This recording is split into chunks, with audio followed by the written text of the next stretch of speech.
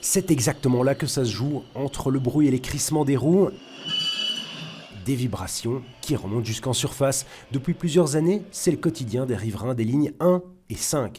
Un mal propre à ce modèle de métro, les M7, arrivés à Bruxelles il y a 6 ans. Mais bonne nouvelle, tout ça, c'est bientôt fini. Il ne nous reste plus que 4 rames avec des roues ovalisées, donc des roues défectueuses qui ne sont pas conformes au cahier des charges. Et on va utiliser les semaines qui viennent pour changer ces roues. On a trouvé une solution qui fonctionne, qu'on a testée. Le problème, c'était l'usure, des roues qui s'usaient trop vite. Il fallait donc les limer, les meuler 2 fois par semaine.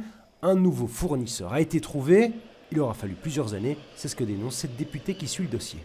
C'est tout simplement Bruxelles.